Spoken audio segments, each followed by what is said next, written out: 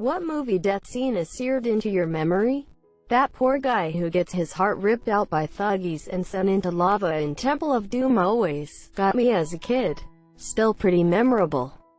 Probably this guy in Black Hawk Down. So he was in this convoy truck and it got blown up by an RPG. Then one of the soldiers picked up his hand, then saw the guy dying with half his body blown off. His last words? "Tell my girls I'll be okay." I saw that scene when I was a kid and it never left my head. For me it was Corporal Jamie Smith bleeding out while he bled out because they couldn't clamp his leg artery. The man and woman in Titanic that lay in bed together as the water starts rising in the room.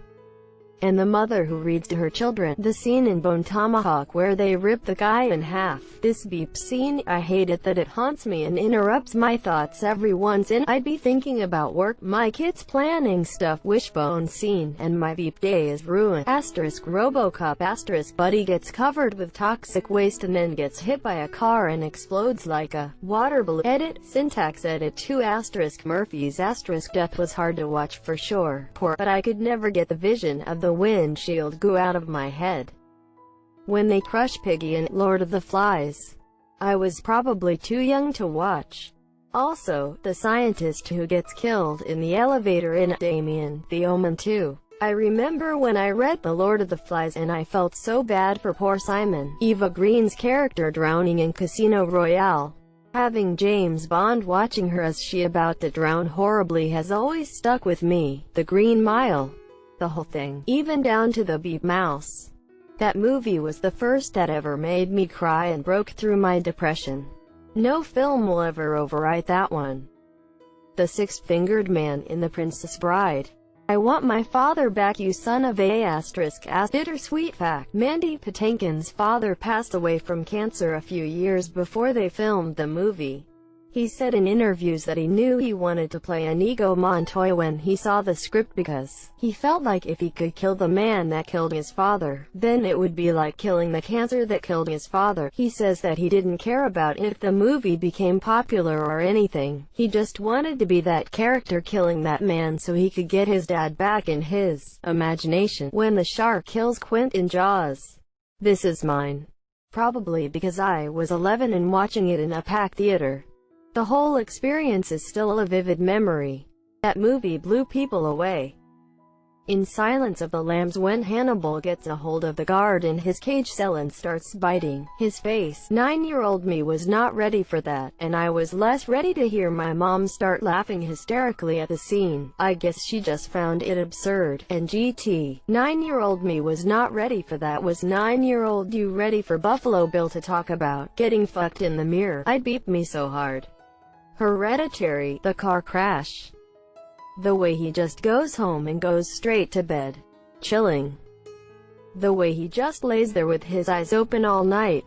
I don't want to imagine what thoughts were spinning throughout his mind as he lay there for hours. Then hearing his parents wake up but not knowing what to tell them. Then hearing his mom go out to the car knowing what is waiting. That whole scene is so stressful on so many levels.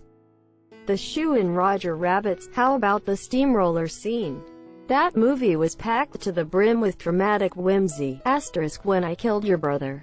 I talk just like this. Asterisk eyes turn into daggers. Asterisk asterisk that scene still give love the movie though. For movies Brooks was here.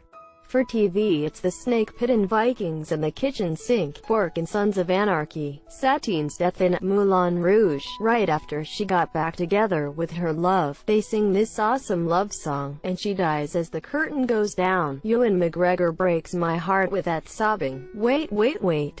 So you're telling me that Ewan McGregor watches his love, who is named Satine, die as they are reunited, and this isn't Star Wars?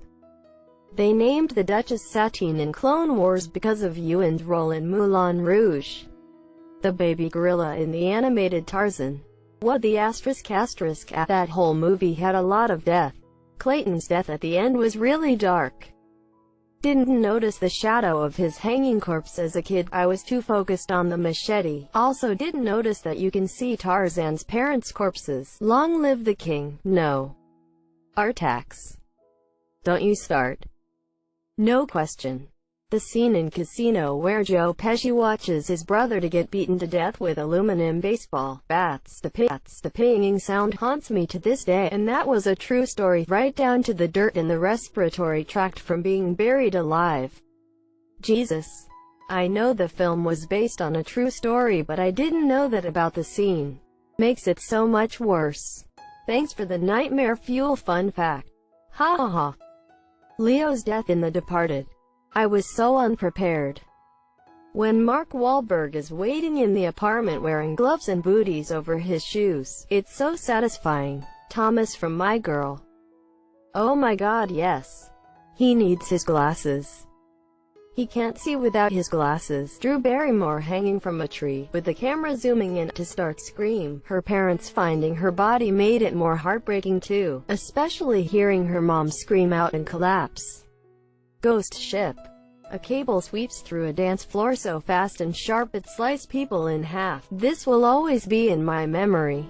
Wasn't the captain dancing with a little girl and she watches as his head falls apart? He kind of gets sliced diagonally and she is too short to get cut by the cable. I watched this movie a bunch of times. I'm not sure what edit I may be misremembering.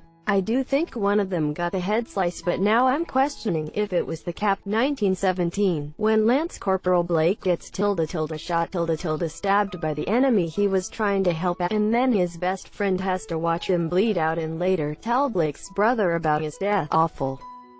That scene is incredible. You can see his face starting to get flesh from the blood leaving his body. At the end it's stark white.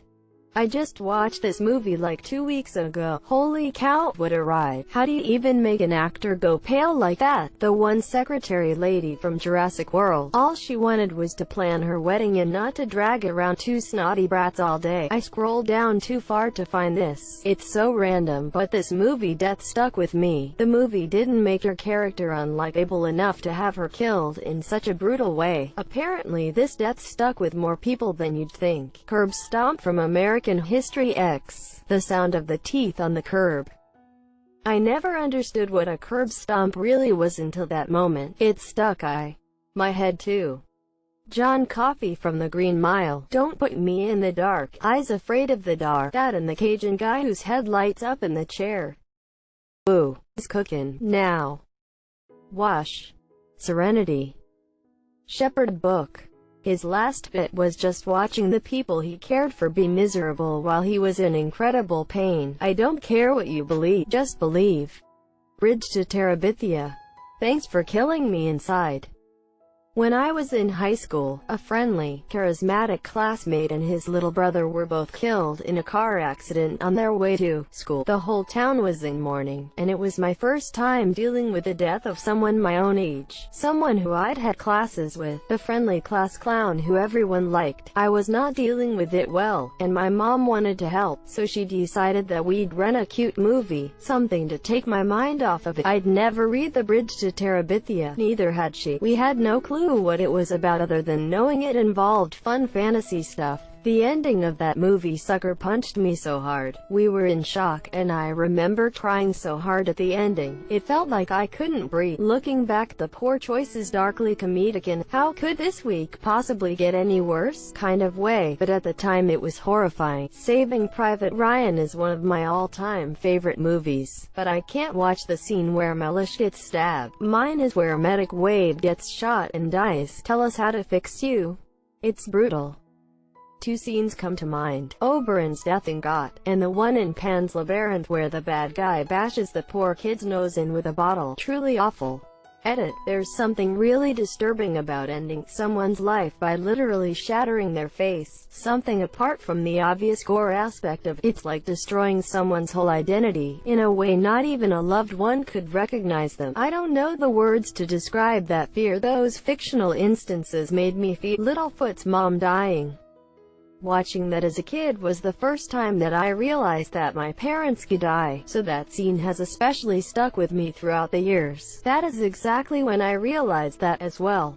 It was traumatizing as asterisk. If I ever needed to cry on demand, I could just think of him chasing after his shadow, thinking it was his mom. Gotta be the scene in Inglourious Beep where Bridget Von Hammer's Mark is strangled to death. That was intense.